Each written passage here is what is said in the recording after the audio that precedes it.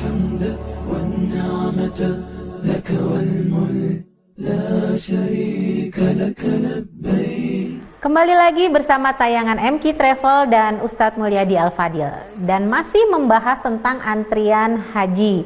Namun kali ini adalah haji reguler. Seperti tadi udah disampaikan Ustadz, kalau haji khusus itu dan haji reguler berbeda dalam sisi antrian. Kalau haji reguler tadi paling cepat 15 tahun untuk wilayah Maluku dan paling lama 36 tahun. Kalau haji khusus, dulu istilahnya haji plus, itu hanya 7 tahun berdasarkan informasi Kemenak terupdate di bulan Juni ini. Nah Ustadz, banyak nih yang tanya, apa sih bedanya haji reguler dan haji khusus? Ustadz Mulyadi alhamdulillah sudah Allah kasih rezeki untuk merasakan dua-duanya ya Ustadz ya. Haji reguler pernah, haji khusus pernah, makanya ini narasumber yang paling tepat teman-teman untuk menjelaskan apa sih bedanya haji reguler dan haji khusus. Silakan Ustaz. Ya baik. Nah ini istilah di kita aja ya sebenarnya. Jadi kalau hukum fikih kan nggak ada. Hukum fikih membaginya ifrod, kiron, tamatu gitu ya. Betul, Ustaz. Jadi kalau ada pertanyaan jenis haji ada berapa? Ada 2, khusus reguler. Itu mah istilah Indonesia, ya.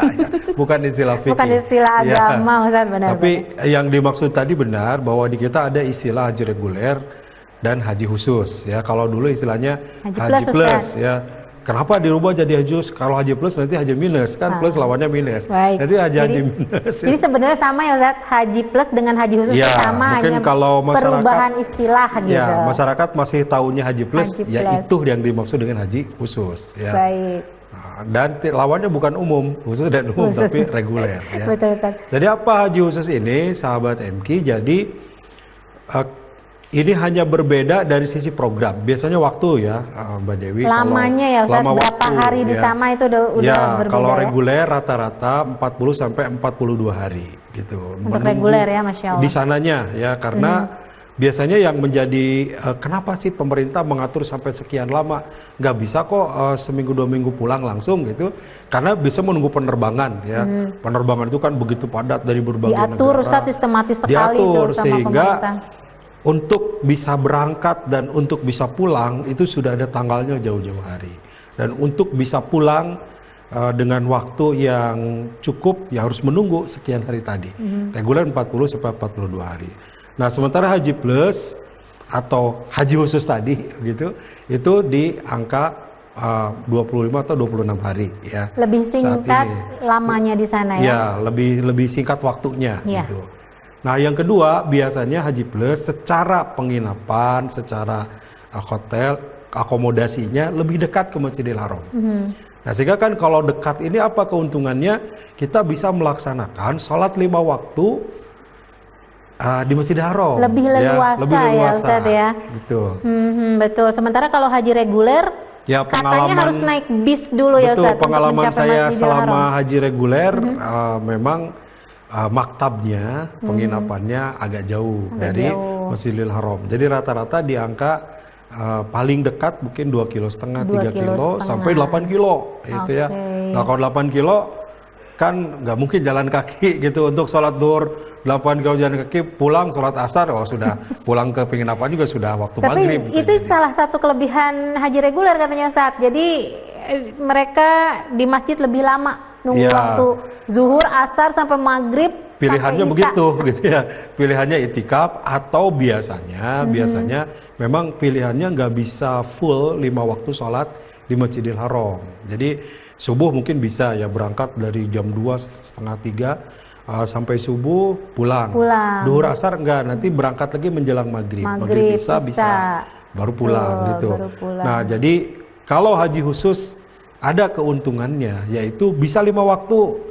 Duhur karena dekat ya. Ustaz, karena dekat, jaraknya tuh jalan kaki ya Ustaz. Jalan kaki paling saja. 5 menit, paling lama 10 menit ke masjid. Iya, sehingga 5 waktu bisa full di masjid. Itu kan menjadi hal yang sangat besar dari sisi pahala ya.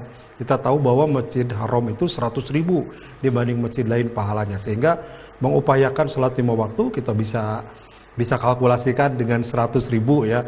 Walaupun kita tidak maksud hitung-hitungan ya, tapi Rasulullah yang menyebutkan bahwasanya alfu 100.000 ya.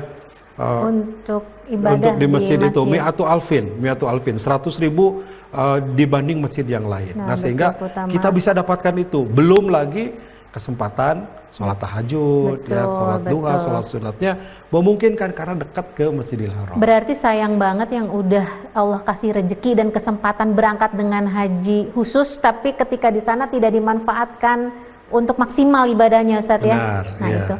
itu yang harus diingatkan, dan MK Travel sering mengingatkan kepada jamaah, sahabat-sahabat haji MK untuk ayo maksimalkan gitu, jangan karena fasilitas hotel yang luar biasa enak jadinya lebih lama atau lebih sering di hotel gitu ya Ustadz ya. Ya. Karena itulah salah satunya di MK Travel ada pesantren di Tanah Suci juga ya Ustadz, suka ada kajian di Masjidil Haram atau di pelataran Masjid Nabawi, seperti itu kurang lebih ya Ustadz ya. Ya.